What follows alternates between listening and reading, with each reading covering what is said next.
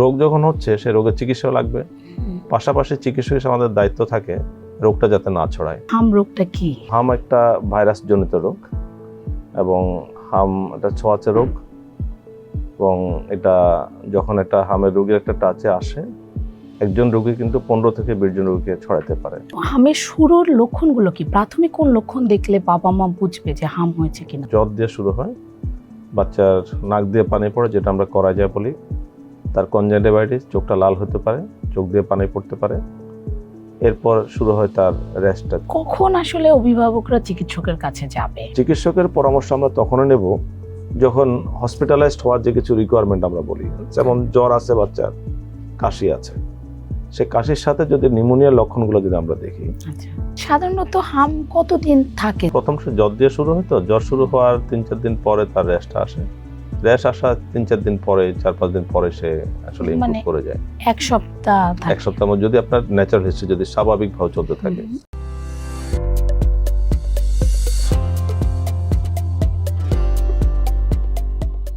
দর্শক, টিভিএস ভালো থাকুন না আপনাদের স্বাগত জানাচ্ছি, আমি তাওসিয়া তাজমিম। আমাদের আজকে আলোচনার বিষয় শিশুর হাম হলে কি করবেন। এই বিষয়ে কথা বলতে আমাদের সঙ্গে আছেন ডাক্তার সঞ্জয় কুমার দে, অধ্যাপক, নবজাতক বিভাগ, বাংলাদেশ মেডিকেল বিশ্ববিদ্যালয়। আমাদের অনুষ্ঠানে আপনাকে স্বাগত। ধন্যবাদ। স্যার, আপনি জানেন যে দেশে হঠাৎ হামের আউটব্রেক শুরু হয়েছে। হাম নিয়ে বাবা মাদের মধ্যে অনেক প্রশ্ন। আমরা সেই প্রশ্নের উত্তরে আপনাদের কাছে আজকে জানতে চাই। আপনি আমাদের শুরুতে একটু বলবেন যে হাম সম্পর্কে বলবেন, হাম রোগটা কি? হাম বা মিজেলস নামে পরিচিত। তো হাম একটা ভাইরাস জনিত রোগ এবং হাম একটা ছোঁয়াচে রোগ এবং এটা যখন একটা হামের রোগীর একটা টাচে আসে একজন রোগী কিন্তু 15 থেকে 20 জন রোগীকে ছড়াতে পারে। আচ্ছা, সো স্যার যদি আমি কন্টাজিয়াস বলি বা স্প্রেডিং ক্যাপাবিলিটিস হামের অনেক অনেক বেশি। এখন এটা গুরুত্বপূর্ণ কেন?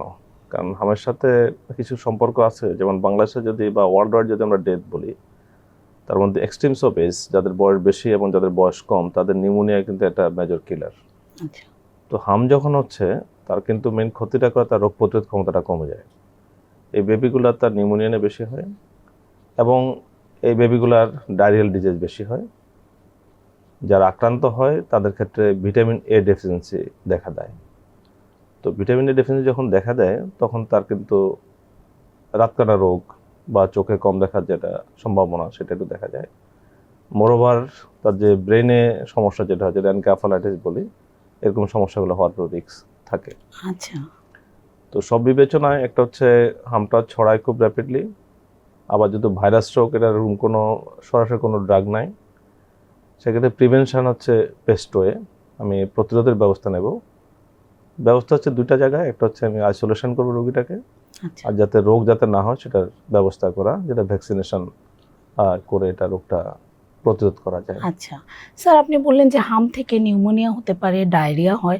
তো হামের শুরুর লক্ষণগুলো কি? প্রাথমিক কোন লক্ষণ দেখলে বাবা মা বুঝবে যে হাম হয়েছে কিনা? হামের শুরুর লক্ষণগুলো যদি আমরা বলি, এটা ভাইরাল ডিজিজের মতো লক্ষণ থাকে প্রথম দিকে।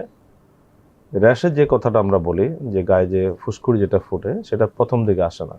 আচ্ছা, তো প্রথম প্রেজেন্টেশন যেটা থাকে বাচ্চাদের, লক্ষণগুলো যদি আমরা বলি, জ্বর দিয়ে শুরু হয়, বাচ্চার নাক দিয়ে পানি পড়ে যেটা আমরা করাইজা বলি, তার কনজাংটিভাইটিস, চোখটা লাল হতে পারে, চোখ দিয়ে পানি পড়তে পারে, এরপর শুরু হয় তার র্যাশটা, 3-4 দিন পরে তার গায়ে একটু র্যাশ আসে। তো আমরা আমাদের ভাষায় 3C দিয়ে এটা এক্সপ্লেন করি, যে ফিভার, সাথে র্যাশ থাকবে, সাথে থাকবে কাফ, করাজা, কনজাংটিভাইটিস। কাফ মানে কাশি, করাজা মানে নাক দিয়ে পানি পড়া, কনজাংটিভাইটিস চোখ দিয়ে পানি পড়া, চোখটা লাল হয়ে যাওয়া। আচ্ছা, তার মানে আমরা যে হাম বলতে র্যাশ বুঝি, এই র্যাশটা কিন্তু আসতে একটু সময় লাগে। আরেকটা বিষয় একটু বলে রাখি, যে কোনো এপিডেমিওলজিক্যাল যদি আপনি ডেফিনেশন বলেন, মহামারী বা যেভাবে আমরা বলি না কেন, এক্ষেত্রে আমরা কিছু নিয়ম মেনে চলি পাবলিক হেলথ পার্সপেক্টিভে। এটা যেমন বলা হয় টাইম, প্লেস, পার্সন, মানে কোন সময় ঘটনাটা ঘটতেছে, কোন সময় হচ্ছে, কোন জায়গায় হচ্ছে, এই বিষয়গুলো আমরা একটু বিবেচনা রাখি।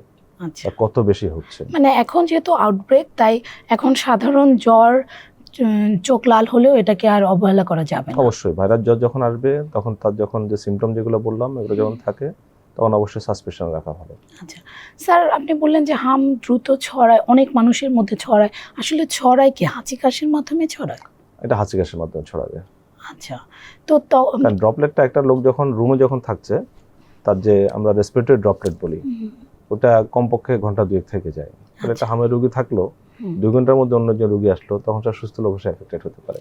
আচ্ছা, তবে একটু কথা আছে, যারা একটু ভ্যাকসিনেটেড যারা আছে বা যারা ওয়েল নারিশ, যারা একটু নিউট্রিশন যাদের ভালো, যারা পুষ্টিহীনতায় ভুগছে না, ওদের ক্ষেত্রে কিন্তু সংক্রমণটা ক্ষতি কম করতে পারে। আচ্ছা তো এই ক্ষেত্রে নিউট্রিশন একটা বড় ভূমিকা আছে। স্যার, আপনি বারবার ভ্যাকসিনের কথা বলছেন, ভ্যাকসিন আসলে কতটা কার্যকর? ভ্যাকসিন নিলে কি হাম হবে না? হ্যাঁ, ভ্যাকসিনটা কার্যকর বলতে আমরা আসলে হার্ড ইমিউনিটি বলে একটা শব্দ পরিচিত, আমি আসলে কিছু ডাক্তারি টার্ম ইউজ করতেছি। জি জি।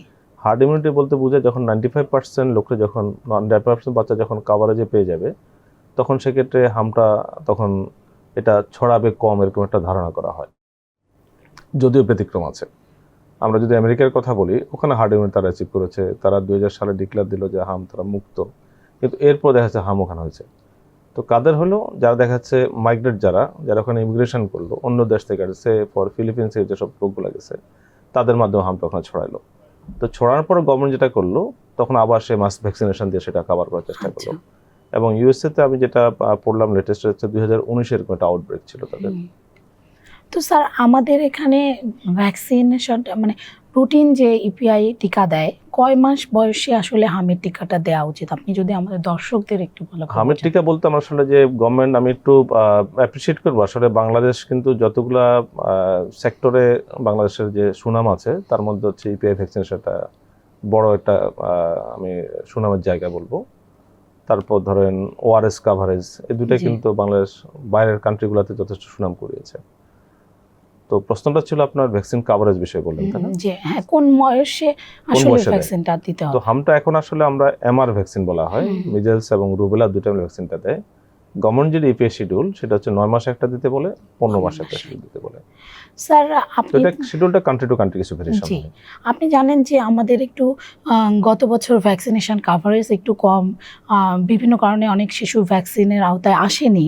তারা কি সরকারি ভ্যাকসিনেশন ক্যাম্পেইন যদি শুরু হতে দেরি হয়, প্রাইভেটে কি কোনো ভ্যাকসিন আছে বাংলাদেশে হামের জন্য? আমি যদি জিনিসটা উত্তরটা অন্যভাবে বলি, এটা হচ্ছে ভ্যাকসিনের যে স্বল্পতা আপনারাও রিপোর্ট করেছেন অনেক সময়, গত 1.5-2 বছরে ভ্যাকসিনের একটু স্বল্পতা দেখা যাচ্ছে বিভিন্ন লেভেলে, গভর্নমেন্ট এবং প্রাইভেট লেভেলেও। কিন্তু আমরা যখন প্রাইভেট প্র্যাকটিস থাকি, তখন অনেক প্যারেন্টস বলে যে আসলে তো ভ্যাকসিন দিতে চাচ্ছি, প্রাইভেট হলে ভ্যাকসিনটা পাওয়া যাচ্ছে না। তো ভ্যাকসিনের ক্রাইসিস আসলে গভর্নমেন্ট প্রাইভেট সব লেভেলে এখন আছে। এটার যদি আমরা রিসেন্ট পত্রিকাগুলো তো আসছে বিষয়গুলো, যে গভর্নমেন্ট আগে যে ভ্যাকসিনটা পেত, গাভীর মাধ্যমে ভ্যাকসিনটা পেত, তো এখন আবার আমাদের তো এখন এলডিসি থেকে আমাদের উত্তরণ হচ্ছে, ওই সময় যে যেটা ছিল এটা তারা একটু উইথড্র করার একটা প্রক্রিয়ার মধ্যে যাচ্ছিল। তো গভর্নমেন্ট তখন যে প্রকিউর করবে কোত্থেকে, এটারই গভর্নমেন্টের কিছুটা দোদুল্যমানতা ছিল। প্যারালাল যে সমস্যাটা ছিল, গত বছর আপনারা জানেন যে স্বাস্থ্যকর্মী যারা ছিল, যারা রুরাল লেভেলে কাজ করে, গ্রামে যারা কাজ করে, ওরাই কিন্তু মেনলি ভ্যাকসিন কাভারেজে অনেক ভূমিকা রেখেছে। তো তাদেরও কিছু চাকরি সংক্রান্ত কিছু জটিলতা ছিল, তার স্ট্রাইকে গেছে। তো সব কিছু মিলে একটু গ্যাপ ছিল। আর মোরওভার গভর্নমেন্ট প্রতি 4 বছর পর পর যে আপনার মাস ক্যাম্পেইনের যেটা বিষয় ছিল, সেটা আসলে এটা টার্গেট ছিল গভর্নমেন্ট 2024-এ করবে। তার মধ্যে কিছু তো রাজনৈতিক কিছু টার্মোল ছিল, এই কাজটা করা যায় নাই। তো 2025-এ এটা প্ল্যান ছিল গভর্নমেন্টের, সেটা আসলে পারা যায় নাই। তো সাথে ভিটামিন এ ক্যাম্পেইন, যেটা আপনি দেখেন গভর্নমেন্টের বেশ কিছু ক্যাম্পেইন কাজ করছিল ভিটামিন এ, তারপর ডিওয়ার্মিং যে বিষয়গুলো ছিল, এটা আলটিমেটলি সে কাজ করে নাই। তাহলে সেক্ষেত্রে যদি বলি, একটা হচ্ছে আপনার ভ্যাকসিন শর্টেজ, আরটা যদি বলা ইনফ্রাস্ট্রাকচারাল, তারপর যদি বলি আমরা যার যে কাভারেজ করার যে প্রক্রিয়াগুলো ছিল, এটা হচ্ছে তার স্টক কম ছিল। তারপর হচ্ছে যারা ভ্যাকসিন দেবে তাদের মধ্যে কিছু আন্দোলনের সমস্যা ছিল।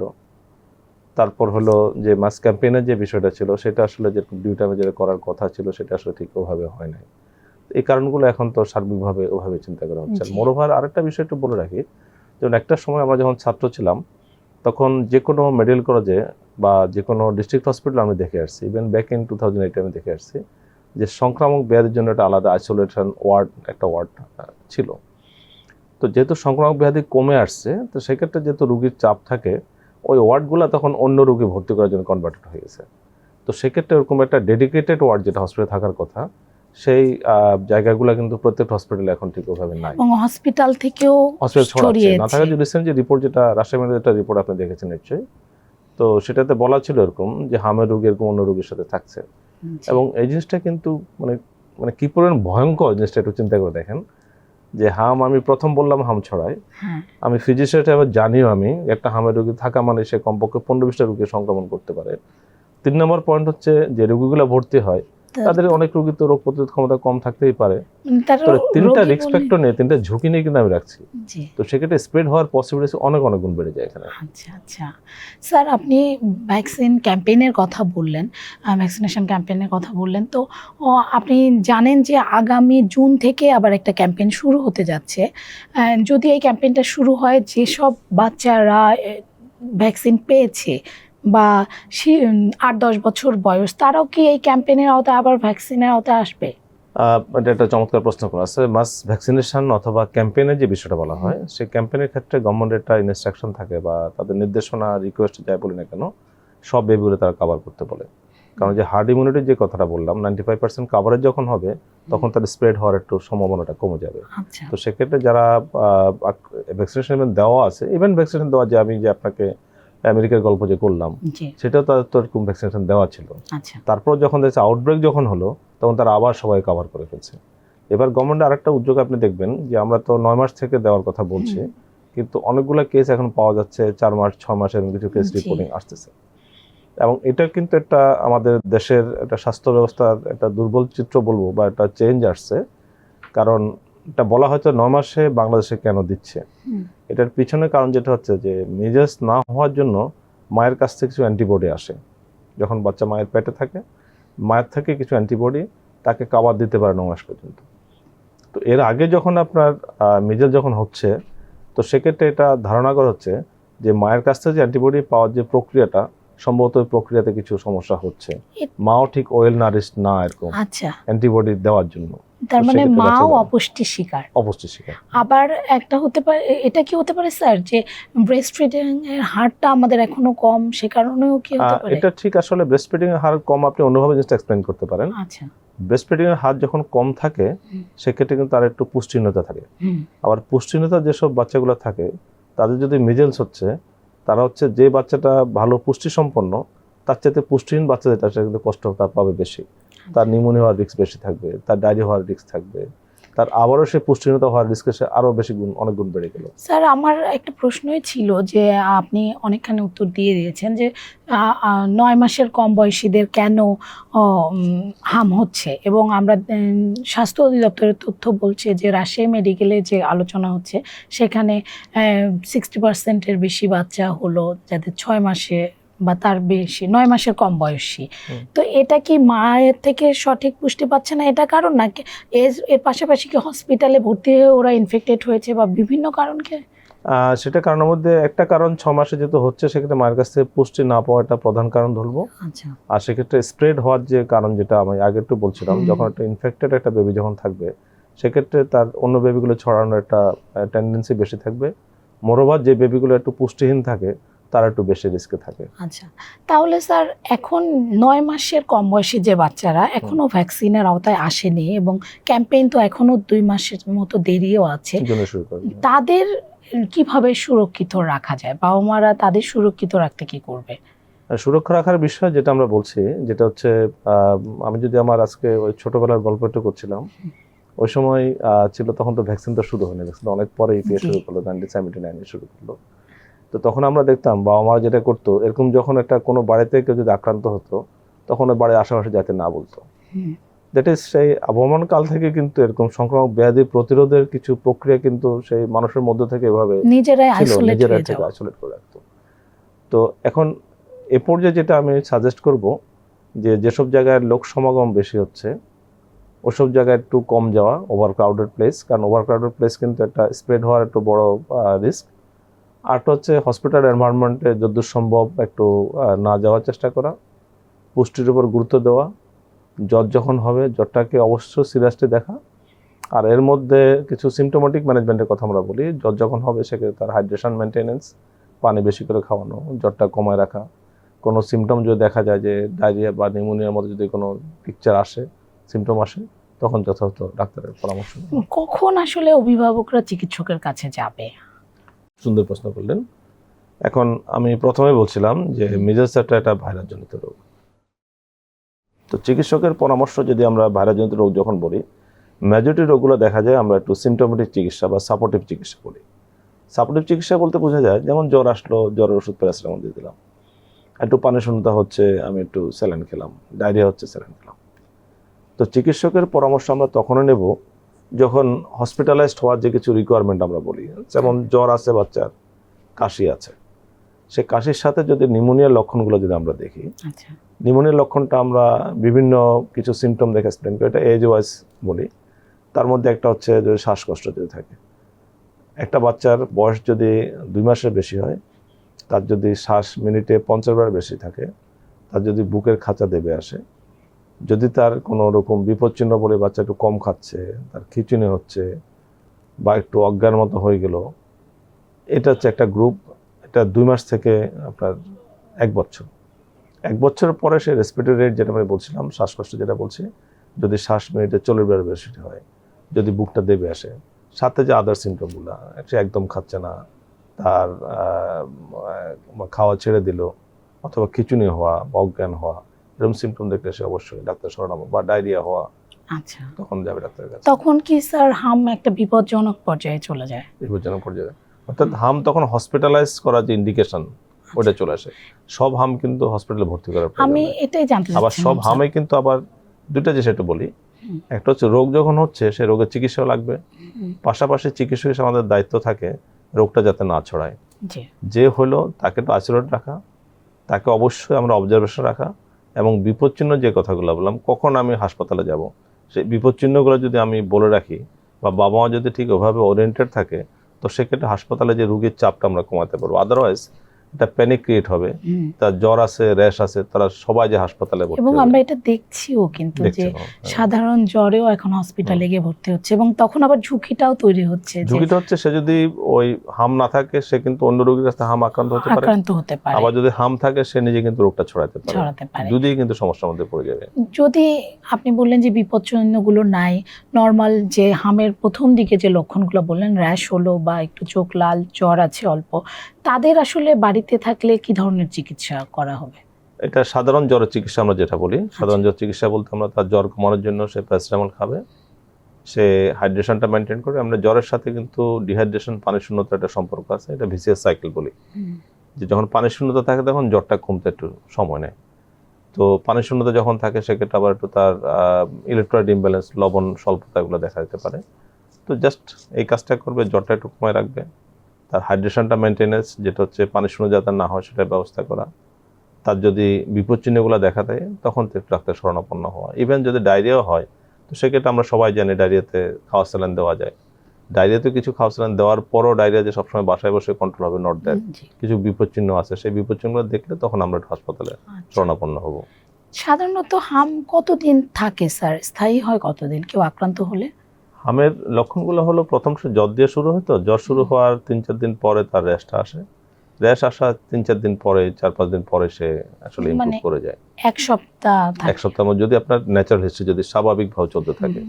আর যদি এমন হয় তার যদি কোনো জটিলতা হচ্ছে, তার ডায়রিয়া হলো, তার নিউমোনিয়া হলো, তার এনকাফালাইটিস বা ব্রেন ইনফেকশন যেটা, সেটা যদি হয়ে যায়, তখন তো হসপিটালে তার বা রোগটা তখন তো এটা জটিল পর্যায়ে চলে গেল, সেক্ষেত্রে তার রোগটা বেশি দিন এক্সটেন্ড করতে পারে। আবার যখন নিউমোনিয়ার কথা যখন বলছি, তো নিউমোনিয়ার প্রকারভেদটা হলো যে হাম ইটসেলফ সে নিউমোনিয়া করে ভাইরাস থেকে, আবার যখন হাম নিউমোনিয়া করার পর যেহেতু একটা রোগ প্রতিরোধ ক্ষমতা তার কম থাকছে, ইমিউনিটি স্ট্যাটাস কম থাকছে, সেক্ষেত্রে হবে তখন অ্যাড অন হিসাবে তার কিছু ব্যাকটেরিয়া ইনফেকশন হয়ে যায়। তো দেখেন শুরু হলো ভাইরাল দিয়া, তার একটু নিউট্রিশনের সমস্যা আছে, সাথে তার আবার ব্যাকটেরিয়া ইনফেকশন হলো, তবে চিকিৎসা যখন করতে যাবে তখন হসপিটাল স্টে বা রোগের কোর্স যেটা বলি, তখন কিন্তু এটা লেংদানি বেড়ে যাবে। স্যার, এখন যেহেতু আউটব্রেক হয়েছে, অনেক শিশু হামে আক্রান্ত হচ্ছে, তো এই শিশুগুলো যারা সুস্থ হয়ে যাবে তাদের আসলে কি ধরনের, কতদিন আর কি স্বাভাবিক থাকতে তাদের খাওয়া দাওয়া বা লাইফস্টাইলটা কেমন করা উচিত? লাইফস্টাইলের বিষয়ে আমি আর একটু বলে রাখি ফাঁকে, এটা হলো যে হাম যখন হয় সেক্ষেত্রে ভিটামিন এ স্বল্পতা দেখা দেয়, এবং সিডিসি যদি বলি আমরা, ওদের একটা রিকমেন্ডেশন আছে যে ভিটামিন এ ক্যাপসুলটা হাম যখন হয় তখন দিয়ে দেওয়া। তো সেক্ষেত্রে তাকে একটু হাম যখন হয়, আমি নিজে যদি এক্সপিরিয়েন্স বলি, আমি কিন্তু হাম আক্রান্ত ছিলাম যখন আচ্ছা। আমার 7-8 বছর বয়স ছিল, এবং সিমটম যেগুলো আমরা বইপত্রে পড়ি সবগুলো সিমটম আমার ছিল। আচ্ছা। ফরচুনেটলি নিউমোনিয়াটা হয় নাই বা ব্রেন ইনফেকশনটা হয় নাই, ডায়রিয়া ছিল আমার। আচ্ছা। তো সেক্ষেত্রে এটা যখন ডায়রিয়া হয়, যখন হাম আক্রান্ত হচ্ছে, সেক্ষেত্রে পুষ্টিহীনতার একটা রিস্ক থেকে যাচ্ছে, তার ভিটামিনের ডেফিসিয়েন্সি হওয়ার একটা রিস্ক থেকে যাচ্ছে। তো সেক্ষেত্রে যারা হাম আক্রান্ত হবে তাদের আমরা ভিটামিন এ ক্যাপসুল দেবো, তাদের ভিটামিন এ সমৃদ্ধ খাবার খাওয়াবো। তার নিউট্রিশন হাম আক্রান্ত হওয়ার পরে যেহেতু তার রোগ প্রতিরোধ ব্যবস্থা একটু চ্যালেঞ্জে চলে গেল, সেক্ষেত্রে তাকে অবশ্যই পুষ্টির দিকে আমরা একটু গুরুত্ব দেওয়া লাগবে। আচ্ছা স্যার, আপনি ভিটামিন এর কথা বলছেন এবং আপনি নিজেই বললেন যে ভিটামিন এ ক্যাম্পেইনটাও আমাদের একটা মিস হয়ে গেছে, একটা হয়নি, এবং আগামীটা জুনে হওয়ার কথা আমি শুনেছি। তো অভিভাবকরা কি এখন ওভার দ্য কাউন্টার কোনো ভিটামিন এ কিনে বাচ্চাদের খাওয়াতে পারবে? তো ওভার দ্য কাউন্টার যদি বলেন, ওভার দ্য কাউন্টার চাইতে বলেন, আমি শব্দটা ভাবে বলি যে প্রোফাইলেকটিক একটা শব্দ বলা হয়, আচ্ছা। যে না হওয়ার জন্য আমরা খাওয়াবো কিনা। তো সেক্ষেত্রে ডাক্তার হিসাবে আমার যে এভিডেন্স বেসিস আমাদের কথা বলতে হয়, এখন কিন্তু ঠিক হাম নাই, তার ভিটামিন এ খাওয়াবে এরকম রিকমেন্ডেশনটা ঠিকভাবে পাই না আমি কোথাও। এখন নিজে থেকে খাওয়ার কোনো প্রয়োজন নাই, এই মুহূর্তে প্রয়োজন নাই। যখন হাম হবে তখন ভিটামিন এ খাওয়াতে পারে। আর এমনি ভিটামিন এ সমৃদ্ধ খাবার তো আমরা সবসময় খাওয়ার জন্য আমরা এনকারেজ করি, বাট চিকিৎসা মতো অথবা কোন খাবারগুলো আপনি যদি আমাদের দর্শকদের জন্য একটু বলে দেন যে বাচ্চাদের কোন খাবারগুলো এখন খাওয়া ভিটামিনের বিষয়ে আমরা আসলে একসময় যখন রাতকানা রোগ খুব বেশি হতো তখন ভিটামিনের ক্যাম্পেইন খুব বেশি হতো, টিভিতে বহুল প্রচারিত কিছু অ্যাড ছিল। আমরা যে গুড়া মাছগুলো বলি, মলা ডেলা খাওয়া, তারপর হচ্ছে রঙিন শাকসবজি খাওয়া, কুমড়া খাওয়া, রঙিন ভেজিটেবলস খাওয়া, এটার উপর আমরা গুরুত্বটা দিই। আচ্ছা, ভিটামিন সমৃদ্ধ খাওয়া। স্যার, আমরা শিশুদের হাম নিয়ে কথা বললাম, আমরা এখন তো শিশু কিশোর, অন্যদেরও কি হাম হতে পারে স্যার শিশুদের বাইরে? আক্রান্ত কথা যখন বললেন, সেক্ষেত্রে যে গভর্নমেন্ট এখন প্ল্যান করেছে আপ টু 10 ইয়ার্স তারা একটু কাভারেজটা দেবে। তো আক্রান্ত হওয়ার রেট গভর্নমেন্ট যখন একটু পাবলিক হেলথ পার্সপেক্টিভ কোনোটা যদি বিবেচনা করে, তখন গভর্নমেন্ট দেখে যে আমার এই ভ্যাকসিনের মাধ্যমে আমি ম্যাক্সিমাম কাভারেজ দিতে পারতেছি না কিনা। তো সেটা যখন ম্যাক্সিমাম কাভারেজটা হয়ে যায়, তখন বাকি যে পার্সেন্টেজ একটু কম থাকে। এটা আসলে মিন করে যে বাকিরা যে আক্রান্ত হবে না তা না, বাট রিস্ক অনেক অনেক কম থাকে। আচ্ছা স্যার, এখন তো স্কুল 3 দিন খোলা 3 দিন অনলাইনে, এরকম একটা কথা শোনা যাচ্ছে। হ্যাঁ, বাচ্চারা স্কুলে যাবে, স্কুল গোয়িং বাচ্চাদের জন্য আসলে অভিভাবকদের কি করা উচিত? আসলে স্কুল গোয়িং বাচ্চাদের জন্য অভিভাবকদের বিষয়ে আমি নিজেও একজন বাচ্চার বাবা, আমার বাচ্চা স্কুলে পড়ছে, তো সেটা নিয়ে আসলে আমিও বাবা হিসেবে, যদি আমি ডাক্তার, তো এখন রোগ যখন হবে তখন তো আসলে ডাক্তারের ছেলে বা ডাক্তারের ছেলে না, তারা তো দেখবে না। তো আবার আমরা একটু বললাম যে হামটা ছড়াবে যেসব জায়গায় ওভার ক্রাউডেড প্লেস থাকে, যেমন বস্তি এলাকা একটা টার্গেট জায়গা বলা হয়, ওখান থেকে ছড়াতে পারে। যেমন রোহিঙ্গা ক্যাম্প, ওখান থেকে ছড়ানোর একটা পসিবিলিটি থেকে যায়। অর্থাৎ যখনই কোনো একটা ইন্ডেক্স কেস থাকছে, এর আশেপাশে যদি আপনার ওভার ক্রাউডেড জায়গা যখন থাকে, তো সেক্ষেত্রে ছড়ায় বেশি। তো সেই পার্সপেক্টিভ যদি আমরা বিবেচনা করি, তাহলে স্কুলের একটা প্লেস যেখানে অল্প জায়গায় বেশি বাচ্চা থাকার একটা সম্ভাবনা থাকে, পড়তে হয় যেখানে, তো সেক্ষেত্রে কোনোটা কেস যদি এরকম সিমটম নিয়ে থাকে, সেক্ষেত্রে তার ছড়ানোর একটু রিস্ক বেশি থাকে। এসব বিবেচনায় আসলে গভর্নমেন্ট ডিসিশন নেবে। তো আমার মনে হয় যে এই সময়টাতে বোধহয় স্কুলটা একটু রেস্ট্রিক্ট করাটা বোধহয় বেটার হবে, কন্ট্রোল না হয়। এটা কি কোনো ইনকিউবেশন পিরিয়ড আছে স্যার, যে এত 2 সপ্তাহ বা 3 সপ্তাহ? যদি ইনকিউবেশন পিরিয়ড বলতে আমরা যেটা বলি যে এটা টাচে আসার পর থেকে কত দিনের রোগটা হতে পারে, এটা 8 থেকে 10 দিন বলা হয় টাচ আসার পর থেকে। আর এমনি রোগের যে র্যাশ আসার পরে, যখন গায়ে যখন র্যাশ চলে আসে, তখন সে 3 দিন, এবং র্যাশ আসার পরে 4 থেকে 6 দিন সে ইনফেক্টিভিটি পিরিয়ড বলি আমরা, ওই সময় ছড়াতে পারে। তাহলে স্যার যেসব ইনফেক্টিভিটি পিরিয়ড আছে, ইনকিউবেশন পিরিয়ড। ইনকিউবেশন পিরিয়ড বলতে আমরা বুঝি একটা রোগ আমার কাছে আসলো, আমি সিমটম কখন শো করি, এটা হচ্ছে ইনকিউবেশন পিরিয়ড। ইনফেক্টিভিটি হচ্ছে আপনি একটা পার্সন, আপনি কখন ছড়াবেন। তো সেক্ষেত্রে আপনার র্যাশ আসার আগে বলা হয় 3 দিন, র্যাশ আসার পর থেকে 4 থেকে 6 দিন। আচ্ছা, তো সেক্ষেত্রে জিনিসটা একটু দেখেন যে একটা জ্বর হলো একটা বাচ্চার, তার একটু সর্দি আছে, তার ধরেন কনজাংটিভাইটিস, চোখে পানি পড়ছে, তো সে কিন্তু র্যাশ আসা আগে ছড়াবে।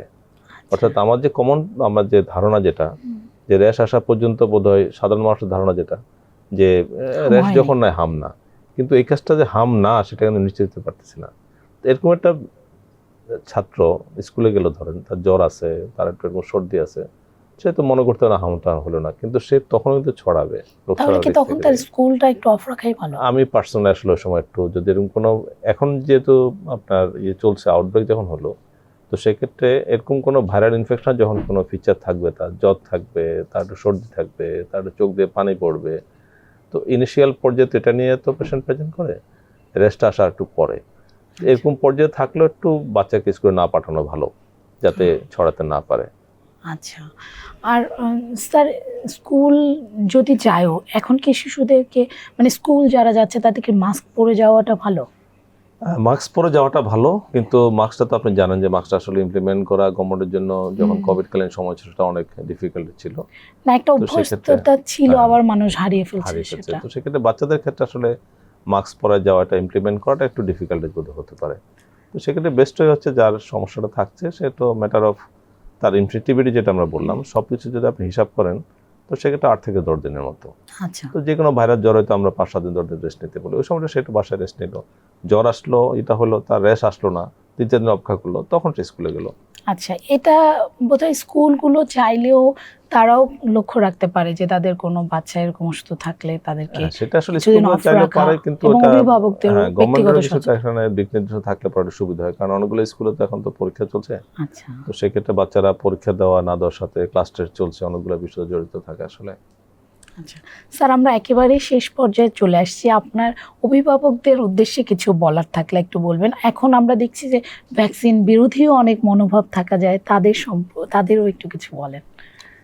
ধন্যবাদ আপনাকে। আমি প্রথমে একটু ধন্যবাদ জানাবো যে একদম শেষ দিকে চলে আসছি, যে বিজনেস স্ট্যান্ডার্ড আমাকে আজকে আমন্ত্রণ জানিয়েছেন, আমাকে সম্মানিত করেছেন, তো আমি ধন্যবাদ জানাবো, আপনাকে ধন্যবাদ জানাচ্ছি। তো অভিভাবকদের প্রতি যেটা আমাদের রিকোয়েস্ট থাকবে, অনুরোধ থাকবে যে কিছু ভ্যাকসিন এগেনস্টে ক্যাম্পেইন তো আসলে যখন কোনো ভ্যাকসিন শুরু হয়, ইভেন কোভিডকালীন সময় আমরা দেখেছি, ইভেন যখন বাংলাদেশে ইপিআই যখন শুরু হয় সেরকম ভ্যাকসিনের এগেনস্টে একটা গ্রুপ সবসময় একটা প্রোপাগান্ডা ছিল। আমি যদি আবার আমাদের দেশের বাইরে যদি যাই, ইভেন যদি আপনি আফগানিস্তানের কথা বলেন, আফগানিস্তানেও কিন্তু ভ্যাকসিনের এগেনস্টে একটা ক্যাম্পেইন তাদের আছে, লোকজন একটা রিপালশন নিতে চায় না। ইভেন এমনও হিস্ট্রি আছে যে ইউনিসেফ যারা প্রতিনিধি ছিল ওদের একটু আক্রমণও করেছে লোকজন, এরকম কাহিনীও আছে। তো ভ্যাকসিন হচ্ছে রোগ শুরু হওয়ার আগে রোগ যাতে না হয় সেটার জন্য প্রিভেন্টিভ মেজার্স, প্রতিরোধমূলক ব্যবস্থা, কম খরচে কম পরিশ্রমে এটা অ্যাচিভ করা যায়। এটা রোগ হলো না, একটা ছোট্ট একটা ভ্যাকসিন দিয়ে আমরা এটা প্রতিরোধ করতে পারি। তো অনেক দিক দিয়ে আমরা বেনিফিট পাবো, একটা স্বাস্থ্যের বেনিফিট পাচ্ছে, আমরা ইকোনমিক বেনিফিটটা পাচ্ছি। এবং একটা রোগ যখন হচ্ছে সেই রোগটা কোন দিকে টার্ন করবো আমি কিন্তু আগে জানি না। যেমন আমি যদি বলি মিজেলস হচ্ছে, মিজেলসের যেমন যদি হয়ে যায় তার ব্রেনে ইনফেকশন হয়ে গেল, এনকেফালাইটিস যেটা বলি, বাচ্চা তো অজ্ঞান থাকবে, তার তো মৃত্যু হওয়ারও রিস্ক থাকে। ইভেন সে যদি বেঁচেও থাকে তার কিন্তু পরবর্তী লাইফে সে পঙ্গু হতে পারে। ইভেন মিজেলস আরেকটা রোগের কথা বলি না, যেহেতু এটা ওরকম আমার মেডিকেল ফিল্ড না, আমি জেনারেল পিপলদের উদ্দেশ্যে কথাগুলো বলছি। এসএসপি নামে একটা কঠিন রোগ আছে, সেটা হলে পরে আর কখনো সে ভালো হবে না, মিজেলস থেকে এরকম রোগ হওয়ার সম্ভাবনা আছে। তো আমি যখন জানবো, প্রথম হচ্ছে আপনার তথ্যের একটা আমাদের সমস্যা একটু আছে, গ্যাপ আছে, সেই তথ্যটা আমরা ঠিকমতো জানি না। তথ্যটা যদি আমরা জানি সেক্ষেত্রে আমাদের ভ্যাকসিন না নেওয়ার কোনো কারণ এখানে নাই, কারণ বাংলাদেশ এই ভ্যাকসিনের ক্ষেত্রে কিন্তু সাফল্য দেখিয়েছে। যদি বাংলাদেশের এডুকেশন লেভেল যে পর্যায়ে আছে, চেয়ে বেশি এডুকেশন লেভেল থেকেও কিন্তু আমরা ওয়েস্টার্ন কান্ট্রিগুলো দেখেছি যে কোভিডকালীন সময়ে তাদের ভ্যাকসিন কাভারেজ ভার্সেস বাংলাদেশের ভ্যাকসিন কাভারেজ অনেক অনেক ভালো আমাদের থার্ড ওয়ার্ল্ড কান্ট্রি হিসাবে। তো আমাদের ঐতিহ্যগতভাবে আমরা আসলে ভ্যাকসিন নিয়ে অভ্যস্ত। এখন বাংলাদেশের মায়েরা লেখাপড়া যাই হোক না কেন, সে জন্মের পরে বাচ্চা ভ্যাকসিন দেওয়া লাগবে সেটা জানে। জন্মের পরে বাচ্চাকে ইভেন লোকজন কিন্তু এখন, আমি যদি বলি ক্যাম্পেইনটা আমাদের ওই পর্যায়ে ছিল, এখন কিন্তু ওই আপনার ফার্মেসি ছাড়াও আপনি যে কোনো মুদির দোকানে আপনি পাবেন, ওআরএস পাবেন। দ্যাট মিন জিনিসটা ওই পর্যায়ে মানুষের কিন্তু ওরিয়েন্টেশন আছে। মাঝখানে একটু গ্যাপ ছিল, যখন মানুষ একটা ভ্যাকসিন যায় না পায় কোনো একটা হসপিটালে বা কোনো সেন্টারে যায়, তখন তার একটু রিল্যাক্টেন্ট ভাবটা চলে আসে। এছাড়া কিন্তু মানুষের চিন্তাভাবনা ওয়াইজ আমি বলবো যে বাংলাদেশের মানুষ এখনো কিন্তু ভ্যাকসিনের এগেনস্টে না, স্পেশালি ইপিআই ভ্যাকসিনগুলোর ক্ষেত্রে। কোভিডের ক্ষেত্রে যেটা প্রথম দিকে ছিল যে নতুন ভ্যাকসিনের বিষয়ে মানুষের একটু ভীতি থাকে, সেই ভীতিটা ওই সময় ছিল। ইপিআই তো পরীক্ষিত এবং ইপিআই কিন্তু একদম গ্রামাঞ্চলে, কারণ সাকসেসটা তো আমাদের নিয়ে আসছে কিন্তু একদম গ্রাসরুট লেভেলে যারা হেলথ ওয়ার্কার যারা কাজ করে ওরাই। তো সেক্ষেত্রে একদম প্রত্যন্ত অঞ্চল যাদের লেখাপড়া কম, তাদের কিন্তু সেই ওরকম ভ্যাকসিন এগেনস্টে হেজিটেন্সি নাই। রোহিঙ্গা ক্যাম্পের একটা বিষয় আছে, কারণ তারা ঠিক ওইভাবে ওরিয়েন্টেড না, আবার খুব ক্রাউডেড প্লেস, এডুকেশন লেভেল তাদের কম আছে। তো সেক্ষেত্রে বা গভর্নমেন্টও কিন্তু ঠিক ওইভাবে কাভার করতে পারে নাই বলে, কারণ রোহিঙ্গা থেকে কিছু আমরা যে এই প্রসঙ্গে একটু বলে ফেলি যে রিমার্জিং ডিজিজ বলে আমরা কিছু ডিজিজ বলি, যে রিমার্জিং বলতে একটা সময় ছিল, পরে দেখালো যে ছিল না, আবার নতুন করে আসলো, যেমন ডেঙ্গু। জি। ডেঙ্গু আমরা রিইমার্জিং ডিজিজ বলি। আচ্ছা। মাঝে অনেকদিন ছিল না, পরে দেখা হলো যে যেমন ঢাকা ফিভার নামে একটা ফিভার ওই সময় ছিল হুম, ডেঙ্গু, হুম। 60 দশকে। পরে অনেকদিন পর ডেঙ্গুটা আসলো। রোহিঙ্গা ক্যাম্প থেকে তো স্যার ডিপথেরিয়া আসলো। হ্যাঁ, ডিপথেরিয়ার কথা তো আপনাকে বলছি একটু, যে ডিপথেরিয়ার ওখানে পাওয়া গেছে, টিটেনাস রোহিঙ্গা পাওয়া যায়, হুপিং কাপ রোহিঙ্গা পাওয়া যায়। জি। এই ডিজিজগুলো বাংলাদেশে কিন্তু অনেকদিন আমরা দেখি নাই। ডিপথেরিয়া আমি দেখেছি ব্যাক ইন 97-এ আমার এক্সপিরিয়েন্সে, এরপর আমি দেখি নাই। আচ্ছা। তো সেই রোগগুলো তো ছড়াচ্ছে এখন। আচ্ছা, আমাদেরকে সময় দেওয়ার জন্য আপনাকে ধন্যবাদ স্যার। ধন্যবাদ আপনাদেরকে, বিজি স্ট্যান্ডার্ডকে আবার ধন্যবাদ জানাবো। এবং আমাদের এই আলোচনায় যদি জনগণের উপকার হয় সেটা আমাদের সবচেয়ে বড় স্বস্তি। আমি আশা করব যে একটা ক্রাইসিস চলছে এখন, এবং বর্তমান সরকার যেভাবে চেষ্টা করছে, এবং এই চেষ্টার মাধ্যমে আমরা অবশ্যই অন্যান্য আমাদের দুর্যোগ প্রবণ দেশ, তারপর আমরা অনেকগুলো ক্রাইসিস কিন্তু ওভারকাম করে আসছি, এটা আমরা পারবো আশা করি। এই ছিল আমাদের আজকের টিভিএস ভালো থাকুন। আমাদের সঙ্গে থাকার জন্য ধন্যবাদ।